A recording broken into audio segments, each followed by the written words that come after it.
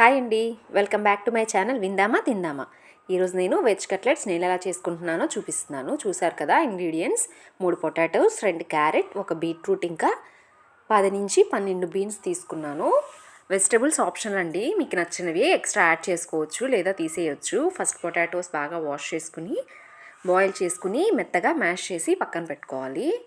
మిగతా వెజిటబుల్స్ అన్నీ కూడా బాగా తురిమి పక్కన పెట్టుకోవాలి. తర్వాత స్టవ్ మీద పాన్ పెట్టుకుని 1 టేబుల్ స్పూన్ ఆయిల్ వేసుకుంటున్నాను.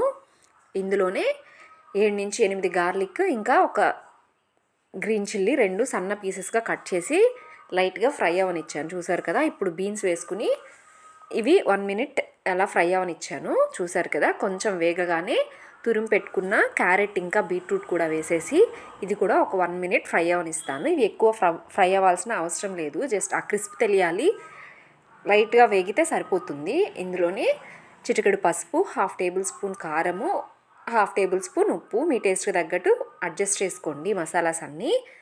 ఇంకా 1 టేబుల్ స్పూన్ చికెన్ మసాలా వేసుకున్నాను. ఇవన్నీ బాగా మిక్స్ చేసి ఇందులోనే మనం మ్యాష్ చేసి పెట్టుకున్నాం కదా ఆలు, అది కూడా వేసి బాగా కలిపేయాలి. ఈ ప్రాసెస్ అంతా నేను సిమ్లో చేసుకున్నాను. ఇది కూడా బాగా కలిపేసి గ్యాస్ ఆపేసి కాసేపు పక్కన పెట్టుకుని చల్లారనివ్వాలి. ఇది కాస్తంత గోరువెచ్చగా అయ్యాక మనకి కొంచెం కొత్తిమీర వేసుకుని బాగా కలిపేసుకుని మనకు నచ్చిన షేప్లో రౌండ్గా కానీ స్క్వేర్, ట్రయాంగిల్, అలా మీకు ఏ షేప్ నచ్చితే మీ పిల్లలు ఏదైతే ఇష్టంగా తింటారో అలా షేప్స్ చేసుకోవాలి. ఇప్పుడు మనం 1 టేబుల్ స్పూన్ మైదా, ఇంకా 1 టేబుల్ స్పూన్ కార్న్ఫ్లోర్ వేసుకుని కొంచెం వాటర్ పోసుకుని, చూసారు కదా, కొంచెం నీళ్ళు పోసుకుని బాగా కలుపుకోవాలి. బ్రెడ్ క్రమ్స్ ఇవి 3 తీసి పక్కన పెట్టుకుని, చూసారు కదా. ఇది గోరువెచ్చగా అయినప్పుడు మనకు నచ్చిన షేప్లో మంచిగా ఇలా టిక్కీస్ లాగా చేసుకుని ఈ మైదా మిక్స్చర్లో డిప్ చేసుకుని దాని తర్వాత బ్రెడ్ క్రమ్స్లో వేసుకుని 2 పక్కల సిమ్లో పెట్టుకుని నీట్గా ఫ్రై చేసుకోవాలి.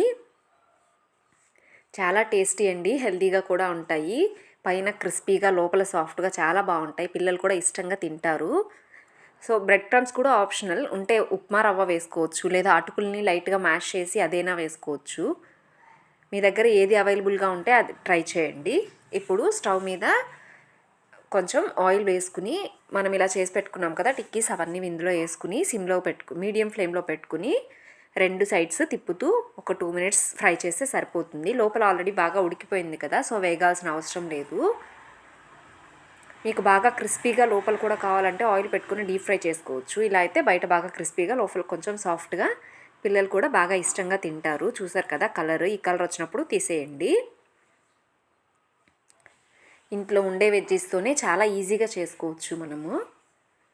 బీట్రూట్ వేసుకుంటే కొంచెం తీపి తగులుతుంది, సో వద్దకపోతే బీట్రూట్ స్కిప్ చేసి మిగతా చేయండి. నచ్చితే లైక్ చేయండి, షేర్ చేయండి, సబ్స్క్రైబ్ చేయండి.